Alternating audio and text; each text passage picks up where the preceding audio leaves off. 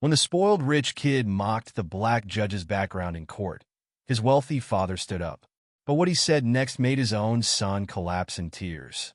The Porsche 911 GT3's engine roared as Ryan Blackwood's foot pressed harder on the accelerator. The speedometer needle climbed past 110 miles per hour in a 25 miles per hour school zone. His hands gripped the leather steering wheel, knuckles white, as he weaved between cars on the narrow Manhattan street. "Piece of shit Toyota," he muttered, swerving around a minivan. The mother behind the wheel honked, and Ryan flipped her off without looking back. The school crossing sign flashed yellow. A group of elementary school kids waited at the crosswalk with their teacher. Ryan checked his Rolex. 8:45 a.m. He was already late for his tennis lesson. "Move!" He slammed the horn. The children jumped back as the Porsche shot through the crosswalk. In his rearview mirror, Ryan saw the teacher's horrified face as she pulled two kids away from the curb. The police siren wailed behind him. Red and blue lights flashed in his mirrors. Seriously? Ryan rolled his eyes and pressed the accelerator harder. The Porsche lurched forward, engine screaming as it hit 120 miles per hour. More sirens joined the first. Ryan's phone buzzed on the passenger seat, probably his tennis coach wondering where he was. He reached for it, the car drifting into the oncoming lane. A delivery truck appeared ahead, horn blaring. Ryan yanked the wheel right, tires screeching. The Porsche fishtailed, spinning across 3 lanes. He saw the police cars gaining in his mirrors.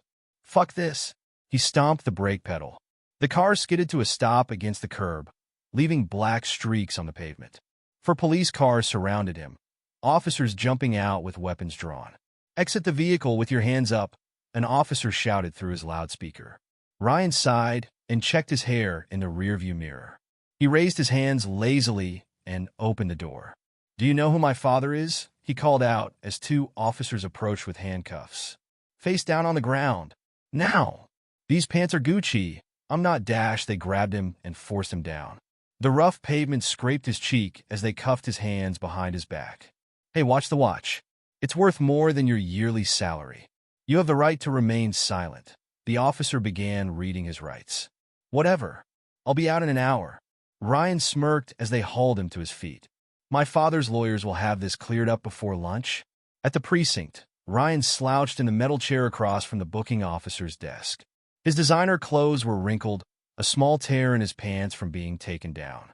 "Name?" the officer asked without looking up from his computer. "Ryan Christopher Blackwood III. Though you probably can't spell all that." The officer's jaw tightened, but he kept typing. "Age? 19. Look, can we speed this up? I have places to be." "You were doing 120 in a school zone, nearly hit multiple pedestrians, fled from police dash, and my father will make all of that disappear," Ryan interrupted. "He's done it before. Just call him so we can get this over with." The officer finally looked up, eyes hard. "You get 1 phone call. Make it count." Ryan snatched the phone and dialed his father's private number. It rang twice before the familiar voice answered. "What is it, Ryan?" "I'm in a meeting." "Dad, I need you to send Watson down to the 19th precinct. These cops are being ridiculous about Dash." "What did you do?" His father's tone was sharp. "Nothing serious. Just some traffic stuff. They're making way too big a deal, Dash." "Were you racing that Porsche again?" "No. I mean, I was just running late in Dash. Was anyone hurt?" Ryan rolled his eyes. "No, Dad. Everything's fine. Just send Watson to handle it like usual." A long pause. "No. What?" "Dad, come on, Dash. No more lawyers. No more making things disappear. You're going to face the consequences this time." "Are you serious?" "Dad, they're talking about reckless endangerment charges. I could go to jail." "Maybe that's what you need."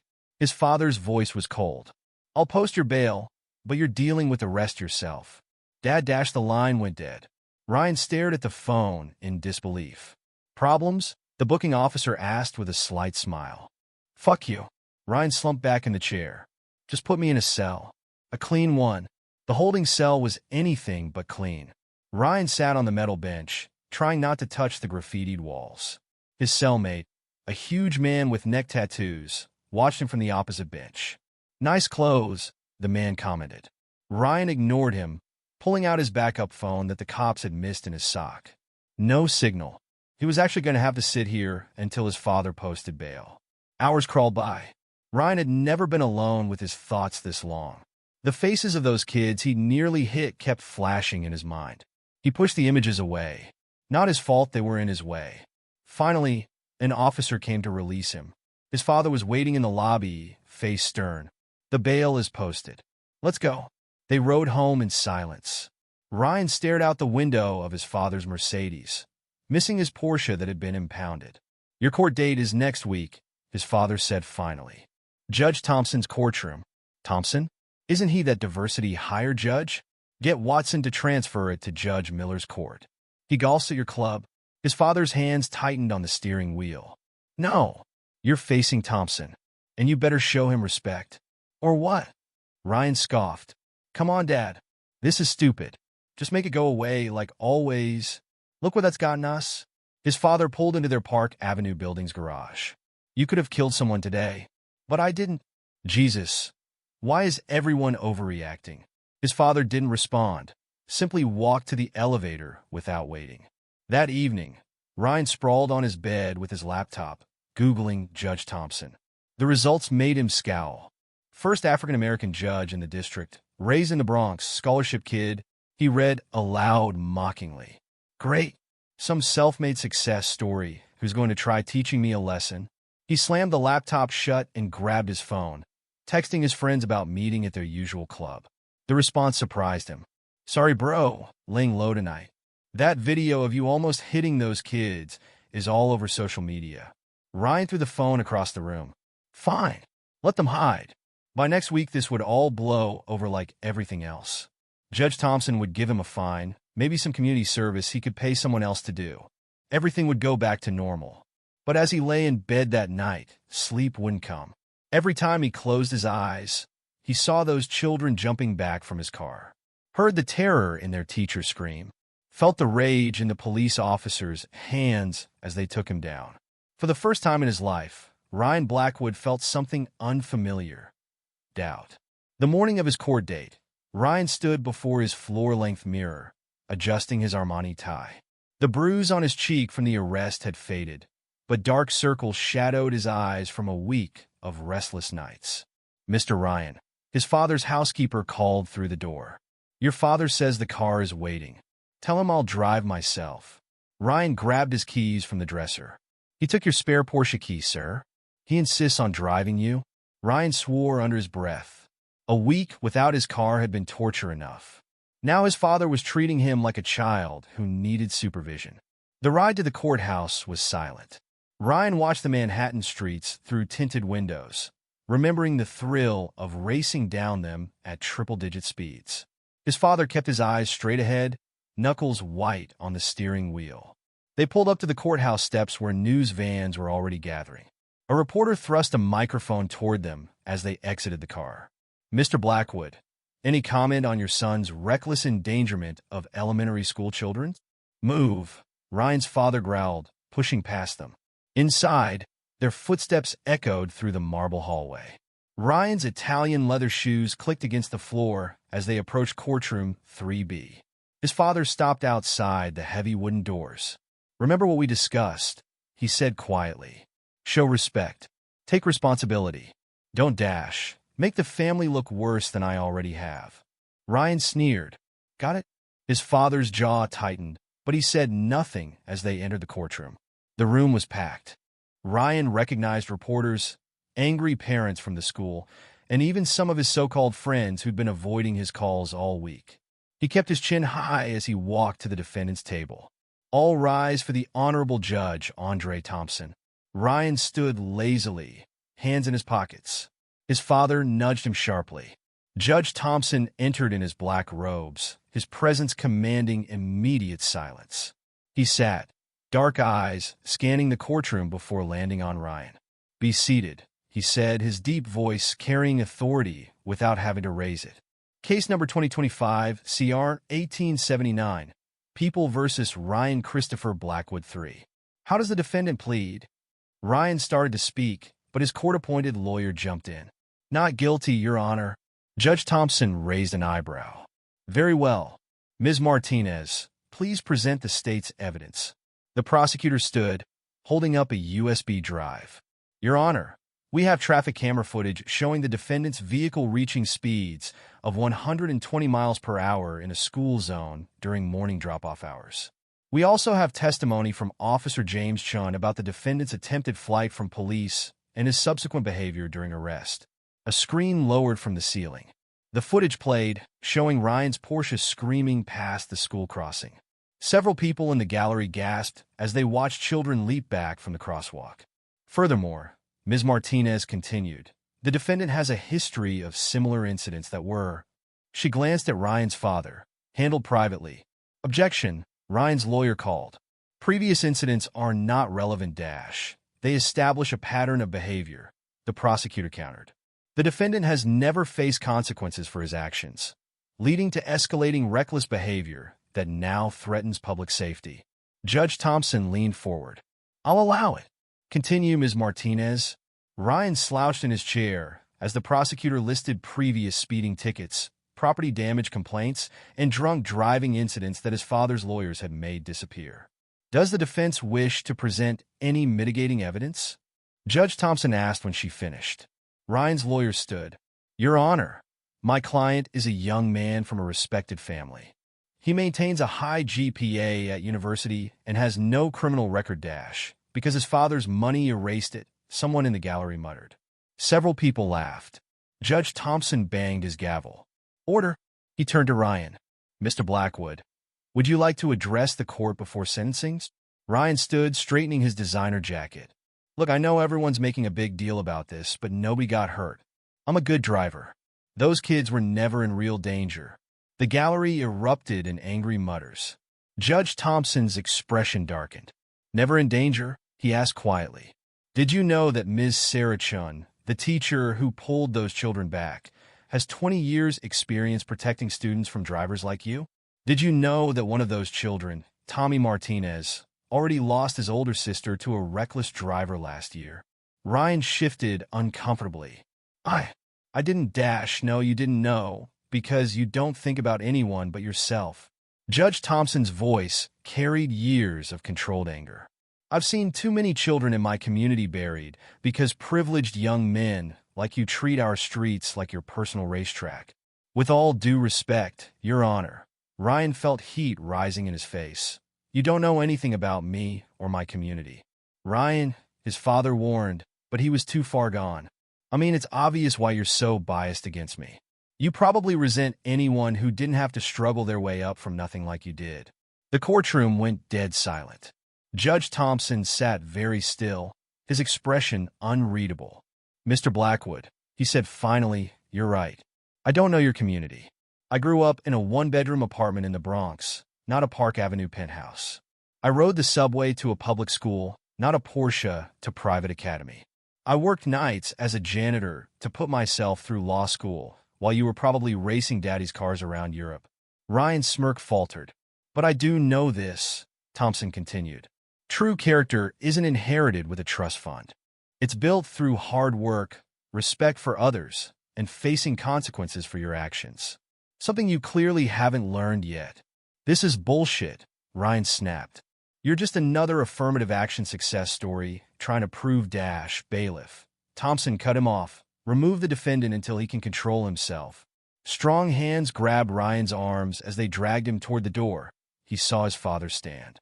Your Honor, may I address the court? Thompson nodded. The bailiff stopped, still holding Ryan. Son, his father's voice shook slightly. For the first time in your life, shut up and listen. Ryan stared in shock. His father had never spoken to him like this, especially not in public. Your Honor, his father continued, I'd like to apologize for my son's behavior, both today and throughout his life. It's clear that my attempts to protect him from consequences have only enabled his worst impulses. Whatever sentence you decide, he will comply fully.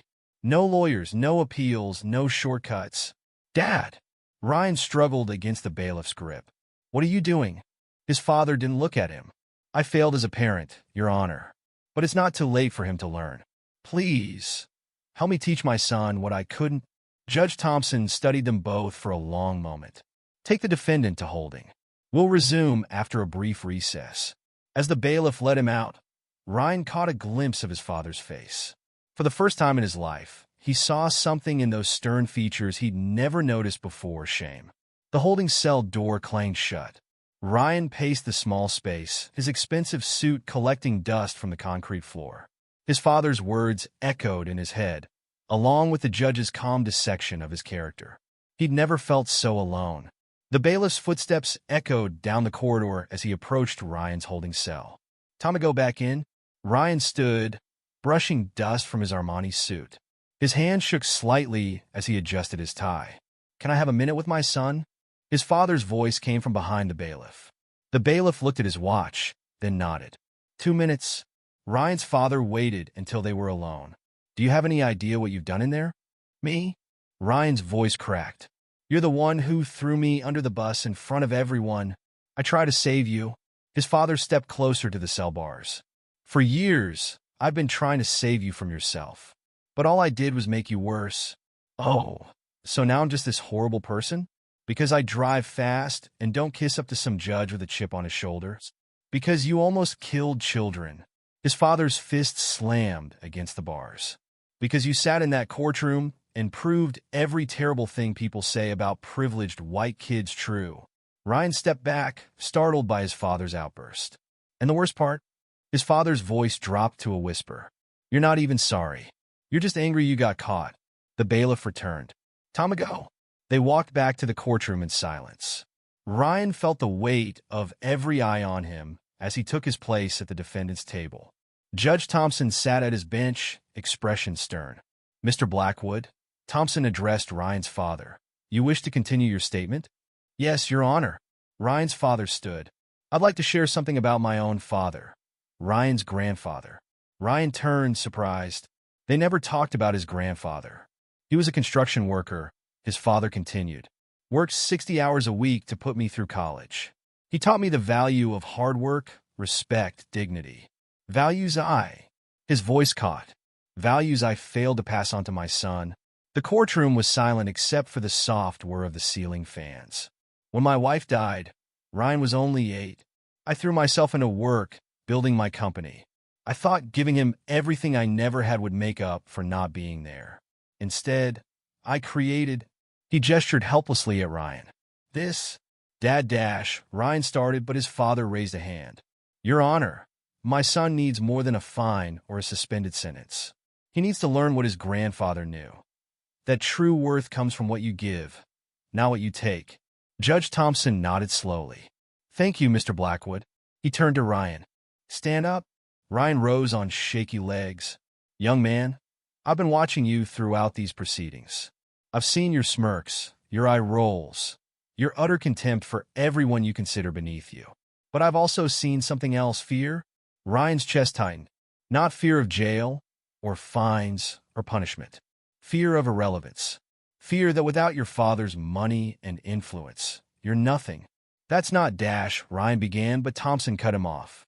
"I sentenced you to 1,000 hours of community service at the Bronx Youth Rehabilitation Center." The air left Ryan's lungs. "The Bronx? You'll report there tomorrow morning at 8 a.m. sharp. You'll work whatever shifts they assign you, doing whatever tasks they give you. No exceptions, no excuses." "But dash, furthermore," Thompson continued, "you'll surrender your driver's license for 1 year. You'll attend mandatory counseling sessions. And you'll write personal apology letters to every child and parent from that school crossing." Ryan sank back into his chair. A year without driving? 1,000 hours in the Bronx? This couldn't be happening. "Your Honor," his lawyer started. "Perhaps we could discuss alternative dash." "No." Ryan's father cut him off. "No alternatives. No appeals." He looked at his son. "It's time." Thompson leaned forward. "Mr. Blackwood, the younger Mr. Blackwood, I know that center well. I volunteered there during law school. Those kids have faced more hardship by age 12 than you've seen in your 19 years. Maybe they can teach you what your father and I couldn't." He banged his gavel. "Court is adjourned." Reporters swarmed as they left the courtroom. Camera flashes burst like lightning. "Ryan, how does it feel to be sentenced to work in the Bronx?" "Mr. Blackwood, will this affect your company's stock price?" Any comment on the viral video of your racist remarks to Judge Thompson? Ryan's father pushed through the crowd to their waiting car. Inside, Ryan finally broke. How could you let this happen? His voice cracked. Do you know what people will say? What this will do to our reputation? Our reputation? His father laughed bitterly. Son, you destroyed our reputation the moment you opened your mouth in that courtroom. Now we have to rebuild it, starting with you, by making me work with street kids in the Bronx. They'll eat me alive. Maybe. His father stared out the window. Or maybe they'll teach you how to be a human being. The car stopped at their building. Ryan's father turned to him. Tomorrow morning, 7 a.m., I'm driving you to the center. What if I refuse? What if I just don't go? Then you go to jail? His father's voice was tired. Your choice. Ryan stormed up to his room, slamming the door like he used to as a teenager. He pulled out his phone, desperate to vent to someone, anyone. His social media feeds were flooded with video clips from the courtroom. His racist comments to Judge Thompson played on repeat. The comments were brutal. Spoiled racist rich boy gets what he deserves. Welcome to the real world. Trust fund baby. Hope those Bronx kids teach him some manners. He threw the phone against the wall, watching it shatter. Like his life. Like everything he'd taken for granted. Outside his window, the Manhattan skyline glittered. Somewhere across the river, the Bronx waited. Ryan Blackwood, who'd never taken a subway in his life, who'd never worked a day in his life, who'd never faced a consequence in his life, was about to enter a world he'd spent 19 years looking down on. And he was terrified. The subway car rattled and screeched, making Ryan grab the sticky handrail to keep his balance. He grimaced, pulling his hand away and wiping it on his jeans. Probably the cheapest clothes he owned, yet still worth more than what the other passengers were wearing combined. Next stop, Bronx Park East, crackled the announcement. His father had dropped him at the subway station at 7 a.m. sharp, handing him a Metro card instead of his usual credit card. The center's 3 blocks from the station. Don't be late. The doors opened with a hiss. Ryan stepped onto the platform, immediately feeling lost. Gray concrete walls covered in graffiti surrounded him. A homeless man slept on a bench nearby. Hey, nice shoes, called a voice behind him. Ryan turned to see 3 teenagers eyeing his designer sneakers. He quickened his pace toward the exit, heart pounding. The street wasn't much better. Trash collected in gutters. Store security gates were still down, covered in spray paint. Cars with missing parts sat on blocks. He checked his phone's map. The rehabilitation center was a hulking brick building that looked more like a prison than a youth center. A faded sign read Bronx Youth Rehabilitation Center. Building better futures. Yeah, right, Ryan muttered, pushing through the heavy front door. The lobby smelled of industrial cleaner and old coffee. A security guard looked up from his desk. ID and purpose of visit.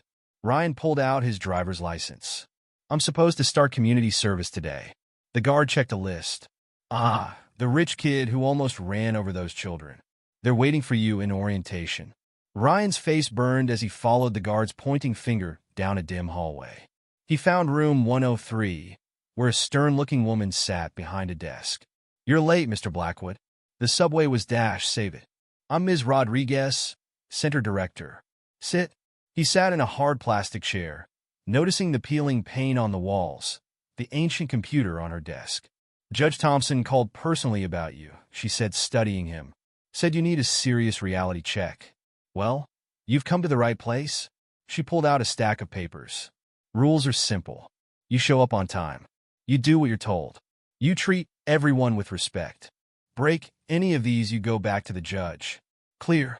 Crystal, Ryan muttered. First task, bathrooms need cleaning. All of them. Excuse me? Problem? She raised an eyebrow. I don't know how to supply closets down the hall. Cleaning instructions are on the bottles. Even you should be able to figure it out. Ryan stood, fighting back a retort. The supply closet was tiny, filled with generic cleaning products and tools he'd only seen maids use. He grabbed what looked like bathroom cleaner and some rags, then found the nearest restroom. The smell hit him first. Years of use and inadequate maintenance. This is insane, he said to his reflection in the cracked mirror. I'm Ryan fucking Blackwood. I don't clean toilets. But Judge Thompson's words echoed in his head. Maybe they can teach you what your father and I couldn't. An hour later, his expensive clothes were splashed with toilet water and cleaning solution. His hands were raw from scrubbing, and he'd only finished one bathroom out of 6. The lunch bell rang. Teenagers began filling the halls, giving him curious looks as they passed the open bathroom door. "Yo, check it out," one boy called his friends. Rich boys learning how to clean shit. Laughter echoed off the tiles. Ryan gripped the toilet brush harder, knuckles white. In the cafeteria, he sat alone with his sad-looking sandwich from the vending machine. The other volunteers and staff gathered at their own table, pointedly ignoring him. He pulled out his phone, desperate for distraction, but Ms. Rodriguez appeared like a ghost. "No phones during work hours," she said, holding out her hand. "You can't be serious. Phone, now." He handed it over, feeling naked without it. How was he supposed to last 8 hours without his phone? The afternoon dragged.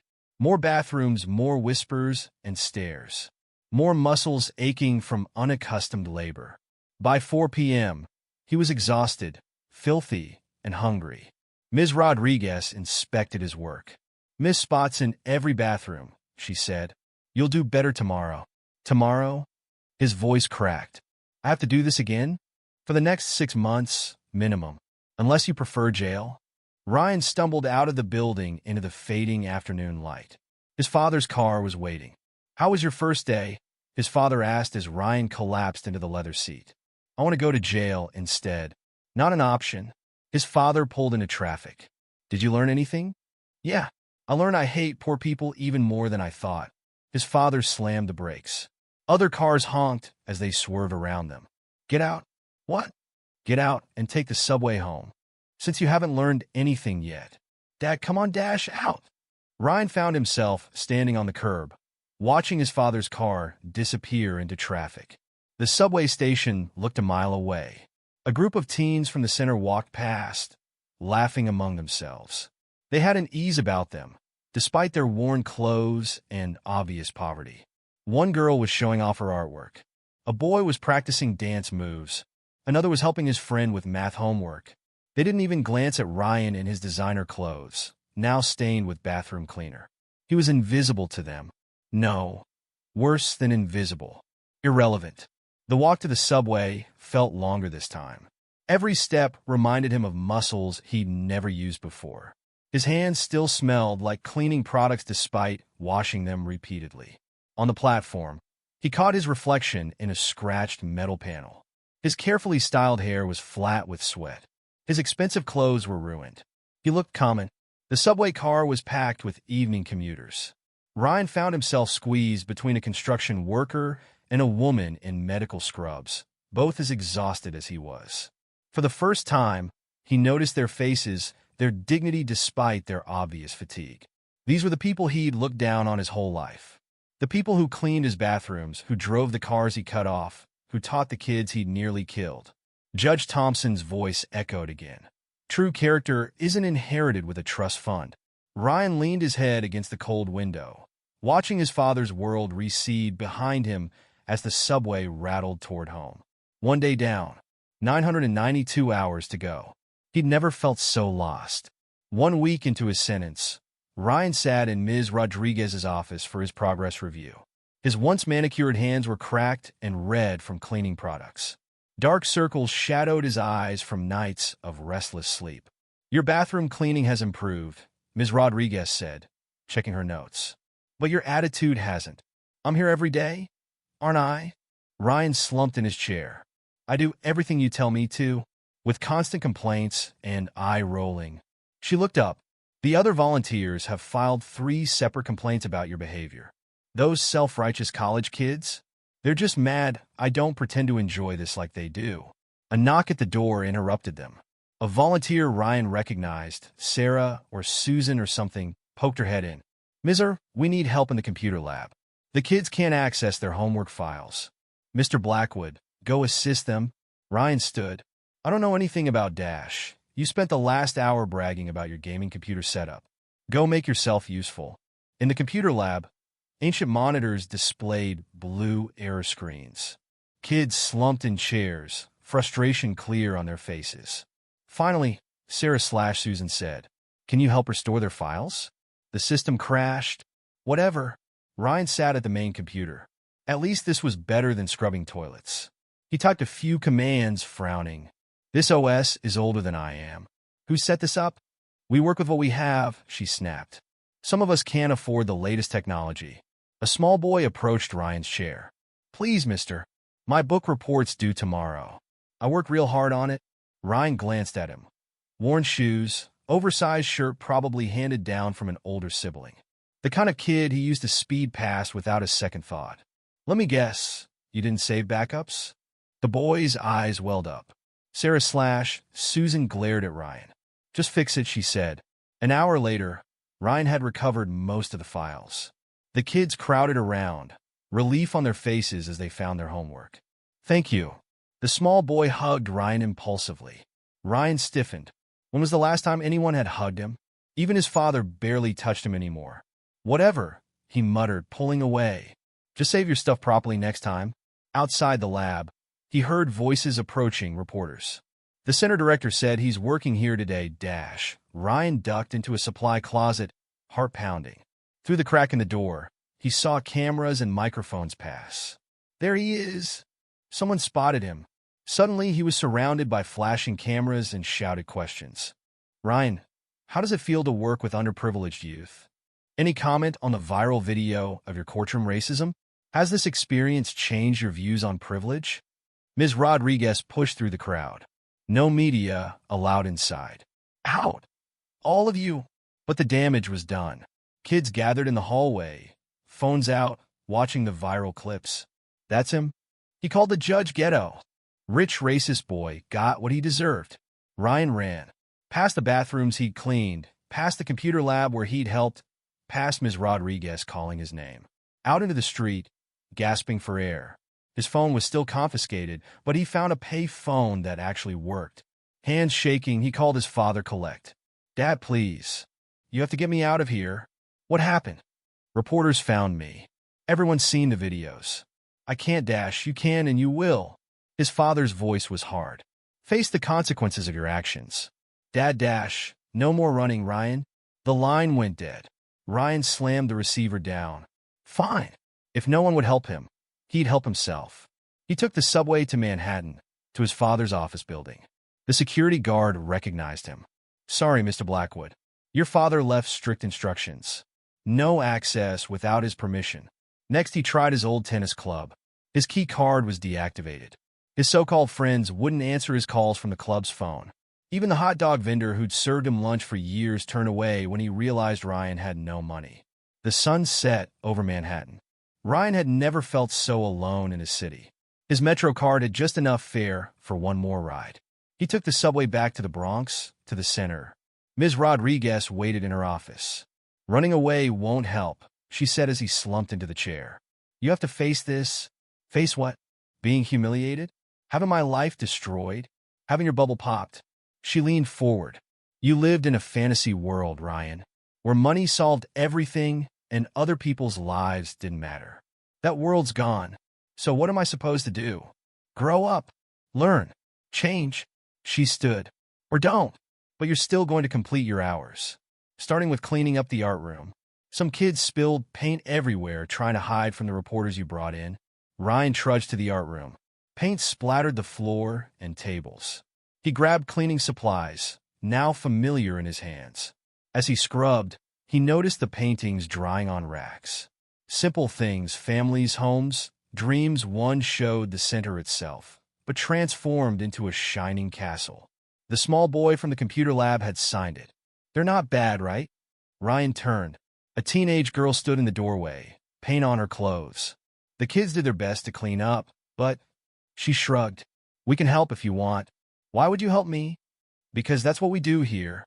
She grabbed a sponge. We help each other, even spoiled rich boys who need to learn better. Ryan watched her start cleaning. After a moment, he went back to scrubbing. They worked in silence for a while. The mindless task let his thoughts wander.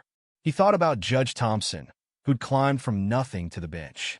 About his father, who'd chosen tough love over easy fixes.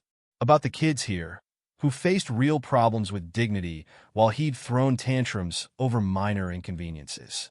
About the person he'd been just a week ago, racing past lives he considered worthless. The paint was stubborn. His arms ached. But slowly, the mess started to disappear. Like his old life. Like his assumptions. Like his excuses. Maybe that was the point. When they finished, the girl, Maria, she'd said her name was, stood back to survey their work. Not bad, rich boy. You actually know how to clean? I had a good teacher. Several, actually. He managed a small smile. Thanks for, tomorrow's pottery class, she said. Usually makes an even bigger mess. You gonna run away again? Ryan looked at his raw hands, his stained clothes, his reflection in the window, barely recognizable from the arrogant kid who'd first walked in here. No, he said finally. I'm not running anymore. It wasn't acceptance. Not yet. But maybe it was a start. Ryan arrived at the center early the next morning, before most of the staff. Only Ms. Rodriguez was there, eyebrows rising as he walked in. You're 3 hours early. The computer's in the lab, he said, setting down his backpack. I brought some parts from my old gaming setup. Thought maybe I could upgrade them before the kids arrive. She studied him for a long moment. The supply closet needs organizing first. I'll do it after. He met her gaze. Those kids need working computers for their homework. A hint of a smile crossed her face. The lab's all yours. Ryan spent the next 2 hours installing RAM, upgrading hard drives, and cleaning out dust-clogged fans. The ancient machines wouldn't match his gaming rig, but at least they'd run basic programs now. The small boy from yesterday, Tommy, he learned, was first through the door when the center opened. The computers work. Tommy bounced in his chair as the screen lit up instantly. It's so fast. Other kids filtered in, exclaiming over the improvements. Ryan showed them basic maintenance, how to organize files, simple troubleshooting. You're good at this, Maria said from the doorway. She'd been watching him teach. Computers make sense, Ryan shrugged. Either they work or they don't. No gray areas. Unlike people, he thought about that as he tackled the supply closet later. People were messy, complicated, especially himself lately.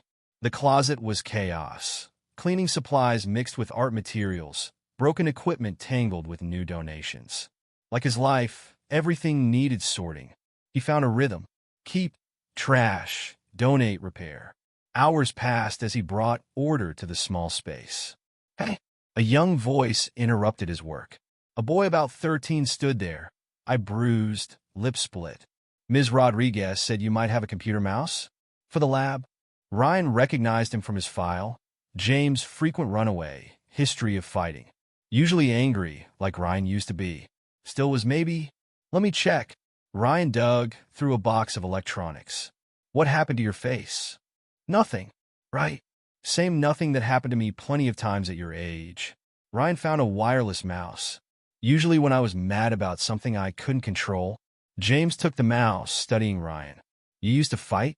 I used to run away from everything. Still trying to sometimes? He gestured to the closet. Want to help me sort this mess? Might be more tech stuff in here. To his surprise, James stayed. They worked together, the boy gradually opening up about the bullies at school, his mom's 2 jobs, his absent father. You got dealt a rough hand, Ryan said as they finished. But you're handling it better than I handled having everything. You're not so bad now, James said. For a rich kid, Ryan laughed. Thanks, I think. The day continued differently than before. Ryan still cleaned bathrooms and mopped floors, but between tasks, he found himself drawn to the computer lab. Kids would wander in with questions about their homework, their phones, their dreams of working in tech. Could you teach us coding? Tommy asked during lunch. Like real programmers? I only know basic stuff, Ryan admitted. But we could learn together. More kids gathered as he sketched out a potential curriculum. Their excitement was infectious. Ms. Rodriguez appeared with his phone. You've earned this back. Don't make me regret it. His social media was still full of hate comments about the courtroom video. But now there were newer posts, shaky videos of him helping in the computer lab, teaching kids basic coding. The comments were changing. Maybe he's actually learning something. Those kids seem to like him now. Character development in real life, a text from his father. Dinner tonight? Ryan stared at the message. They hadn't had a real dinner together in years. Go, Ms. Rodriguez said, reading his expression. You've done good work today. The restaurant was quiet, upscale, but not flashy. His father waited at a corner table.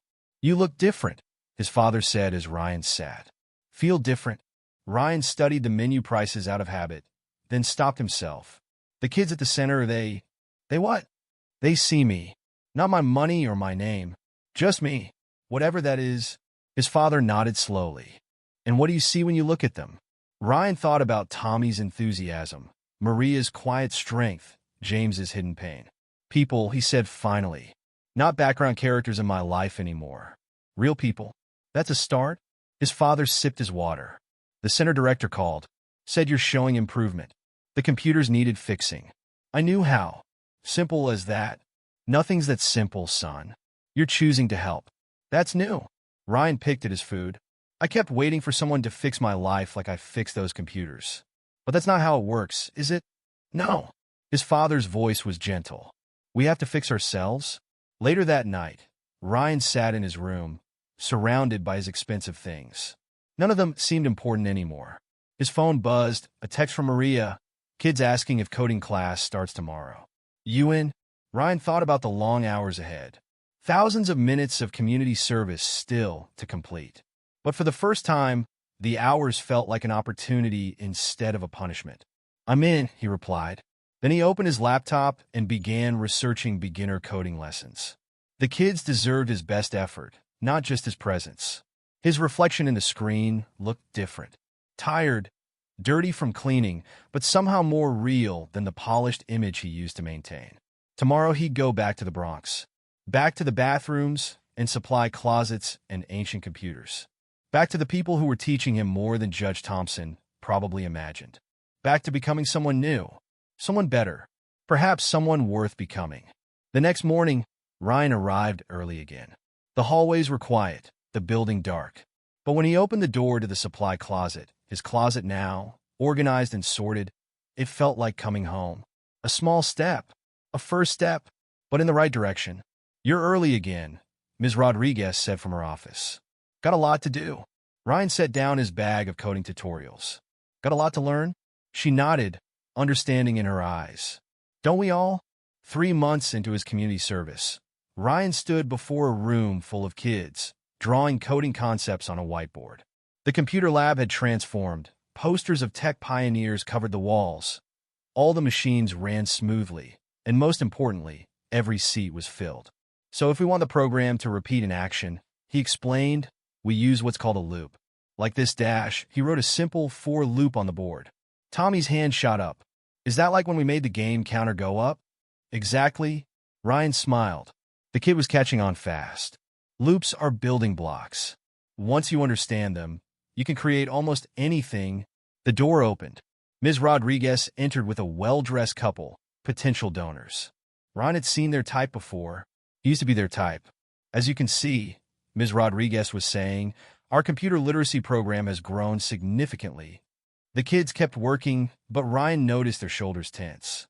These visits usually meant people treating them like charity cases, taking photos for tax write-offs. Perhaps a few pictures of the children coding? The woman already had her phone out. Actually, Ryan stepped forward. They're in the middle of an important lesson. But I'd be happy to show you some of their completed projects. He pulled up a simple game Tommy had coded, blocks that moved when you press keys. Basic, but it worked. Tommy wrote this from scratch, Ryan said proudly. He's teaching himself Python now. Probably be running this place's IT department by high school. The donors looked surprised, both at Ryan's interruption and his obvious pride in the students. Aren't you the Blackwood boy? The man squinted. The one from the news? Yes, sir. And these kids have taught me more than I've taught them. Ryan met his gaze. They don't need your pity. They need working computers, coding books, and respect for their privacy while learning. The man's wife looked offended, but he studied Ryan thoughtfully. How much would a proper computer upgrade cost? By the end of the visit, the center had funding for new computers and a year's worth of coding textbooks. No photos required. That was well handled, Ms. Rodriguez said after they left. 3 months ago, you would have been posing for those photos yourself. 3 months ago, I was an idiot. She laughed. Progress. The afternoon brought a different challenge. Ryan's old friend Chad showed up, leaning on a new Ferrari. "Dude, this has gone on long enough," Chad called through the fence during the kids' recess. "Come on, my dad's lawyer can fix this. Get you back to real life." Several kids stopped playing, watching. Ryan saw James clench his fists. "I am in real life, Chad." Ryan walked to the fence. "First time ever, actually, playing teacher to charity cases? Come on, this isn't you." "No, it wasn't me." "That's the point." Ryan glanced at his students. "These charity cases have more talent and drive than our whole prep school class combined. Whatever, man. Have fun being poor." Chad revved his engine. "Call me when you're done pretending to be Mother Teresa." As he sped away, Ryan noticed James had approached. "Your friend's a dick," the boy said. Ryan laughed. "Yeah, he is. I probably was too. Was working on it." That evening, Judge Thompson made a surprise visit. Ryan was cleaning up the lab when the judge appeared in the doorway. "Ms. Rodriguez says you've started a coding program. The kids wanted to learn." Ryan straightened some keyboards. "I just helped them get started." Thompson walked to Tommy's computer, examining the game on screen. "When I sentenced you," he said, "I hoped you'd learn humility. Seems you've learned something more." "I learned I was wrong. About everything." Ryan faced the judge. "Especially about you, sir. I'm sorry for what I said in court. Words are easy. Actions matter." Thompson gestured at the lab. "You're showing real change here. The kids make it easy. They don't care about my last name or my bank account. They just want to learn."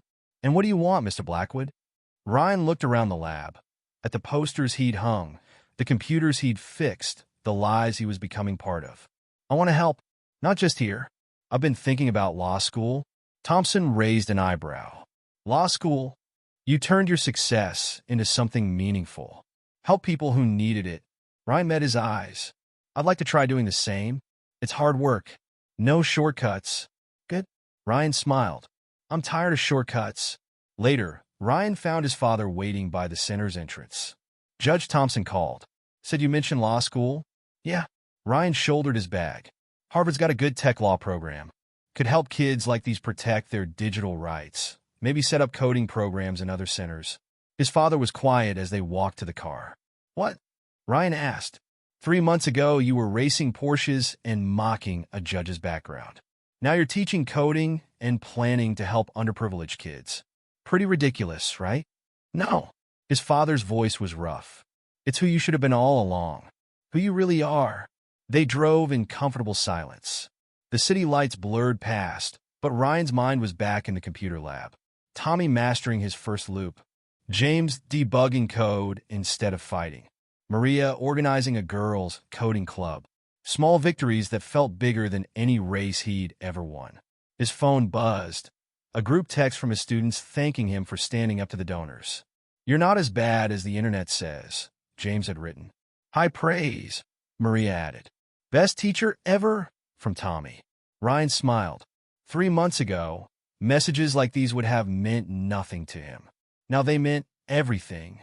Ryan sat at his desk at home, surrounded by law school applications. Harvard, Yale, Columbia, names that used to represent social status, now represented purpose. His personal statement glowed on the laptop screen. "My journey to law began in a courtroom where I was the defendant." His phone buzzed. Ms. Rodriguez's message was brief. Emergency at the center. "Need you here." He found the computer lab in chaos. A burst pipe had flooded the room overnight. Water dripped from the ceiling, pooling around the new computers. "No, no, no." Ryan rushed to unplug everything, moving equipment to dry ground. Other volunteers helped, forming a chain to carry computers to safety. Tommy stood in the doorway, tears in his eyes. "Is my game gone?" "We'll recover everything," Ryan promised, though his stomach churned at the damage. "I backed up all student projects last night." Ms. Rodriguez appeared with a cleanup crew. "Insurance will cover the repairs, but we need temporary space for the coding classes." Ryan looked at the disappointed faces of his students. An idea formed. "Give me an hour." He called his father's office. "Dad, remember that empty floor you couldn't lease? The one with the tech startup setup already installed. The one you used to say was beneath our building standards?" "Yes." "Can we use it?" just until the center's repairs are done. Silence. Please, Dad. These kids have worked so hard. Bring them in through the service entrance, his father said finally. I'll alert security. An hour later, Ryan led a group of wide-eyed kids into a sleek office space in Manhattan. Floor-to-ceiling windows offered views of the city. Brand new computers sat ready on polished desks. This is where rich people work? James whispered. This is where anyone can work, Ryan corrected, if they have the skills. Which you all are getting? The kids settled in, amazed by the fast computers and comfortable chairs. Ryan walked among them, helping them retrieve their backed-up projects from the cloud. His father appeared in the doorway around lunchtime, watching silently. Tommy ran up to Ryan. Look, my game runs even better on these computers. Great job, buddy. Ryan high-fived him. Want to show my dad? Tommy demonstrated his simple game, explaining the code with growing confidence. Other kids joined, eager to show their projects. Ryan's father listened intently, asking questions about their code. The kids responded with enthusiasm, their initial intimidation fading. You've taught them well, his father said later, as the kids ate pizza Ryan had ordered. They taught themselves. I just pointed the way, like Thompson did for you? Ryan nodded. Speaking of which, he pulled out his Harvard application. Mind looking this over? His father read the personal statement, emotions playing across his face. Through community service, I discovered my true calling, he read aloud. Not in spite of my privilege, but because of it. I have a responsibility to use my advantages to help others access the opportunities one took for granted. Too cheesy? Too honest? His father smiled. They'd be fools not to accept you. The center's repairs took 2 weeks. Every day, Ryan brought his students to the office, watching them grow more confident in the professional environment. Maria organized a girls' coding workshop. James started teaching younger kids basic programming. Tommy's game grew more complex daily. On their last day in the office, Ryan's father made an announcement. The center's computer lab is fixed, he said to the assembled kids. But this space is just sitting empty. Maybe we could arrange a permanent partnership? Advanced classes here once a week. The kids cheered. Ryan stared at his father in surprise. You're serious? These kids have potential. Investing in them is good business. He paused. And good humanity. That evening, as Ryan packed up the last of their temporary setup, he found an envelope on his desk. Inside was his last time sheet. 998 hours completed. 2 to go. Ms. Rodriguez signed it. You're almost free, she said. Ryan looked around the empty office, remembering the kids' excitement, their growth, their dreams. Actually, he handed the sheet back. I'd like to stay on. Volunteer properly. These kids are just getting started. She smiled. I was hoping you'd say that. His phone buzzed, an email from Harvard Law. His hands shook as he opened it. We are pleased to inform you. Good news? Ms. Rodriguez asked, seeing his expression. The best. Ryan pocketed his phone. But it can wait. We got a lab to set up for tomorrow. That night, he sat in his room, surrounded by acceptance letters and coding tutorials. His old racing trophies gathered dust on a shelf. A text from Tommy. Will you still teach us when you're a fancy lawyer? Ryan smiled. Try getting rid of me. Good, Tommy replied. 'Cause I'm going to be a better coder than you someday. You already are, buddy. He looked out his window at the city. Somewhere in the Bronx, Tommy was probably working on his game. In another apartment, Maria was planning her next workshop.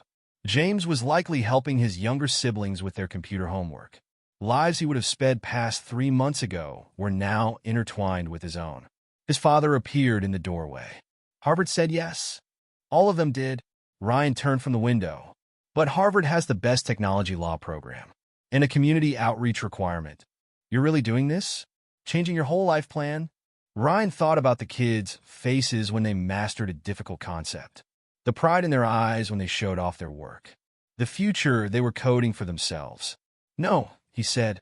I'm finally finding my life plan. Everything before was just programming by default.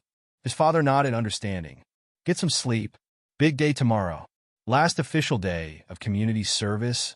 First day of the rest of your life. Ryan looked at his Harvard acceptance again. 3 months ago, he would have seen it as his entitled due. Now it felt like a responsibility. A chance to do more. help more, be more. 2 hours left of his sentence. A lifetime of purpose ahead. 1 year later, Ryan adjusted his tie in the mirror of his Harvard Law dorm room. His first class started in an hour. On his desk sat a framed photo of his coding students from their final showcase, all proudly displaying their completion certificates. His phone buzzed with a video call from Tommy. "Mr. Ryan, did you see my email? I won first place in the city coding competition. Just watch your presentation." Ryan grinned. "That game is incredible, buddy. Light years beyond what you started with. Maria helped me optimize the code. She's really good at finding bugs. Speaking of Maria, how's the girls' coding club going?" Tommy's face lit up. "They got a grant. Now they have laptops to take home and everything. Oh, and James is teaching the beginners now. He's almost as good a teacher as you. Better, probably." Ryan checked his watch. "Hey, I've got class soon, but we're still on for the virtual mentoring session tomorrow. Wouldn't miss it. Good luck at fancy lawyer school." Ryan grabbed his backpack, pausing to look around his modest dorm room. No designer labels, no expensive gadgets. Just law books, coding manuals, and memories of the people who'd changed his life. His first class was criminal law. As he walked into the lecture hall, conversation stopped. A few students pointed, whispering. His viral courtroom video still circulated occasionally. "Isn't that the racist rich kid who dash? He's different now. Haven't you seen the follow-up stories? He started some coding program in the Bronx Dash." Ryan took a seat, remembering his first day at the center. The whispers, the judgment, the assumptions. Now they rolled off him. The professor entered, an older black woman with keen eyes. "Welcome to criminal law," she began. "I'm Professor Williams, and yes, we'll be discussing bias in the justice system. Starting with some recent cases." The screen behind her lit up with a familiar face. Judge Thompson. Ryan sat straighter as she played clips from various cases, including his own. "A landmark example of rehabilitative justice," Professor Williams said. "The defendant's transformation from entitled racist to community leader demonstrates " Excuse me." Ryan raised his hand. "That defendant, that person was me." The room went silent. "Mr. Blackwood." Professor Williams studied him. "Would you care to share your perspective on rehabilitative justice versus punitive sentencing?"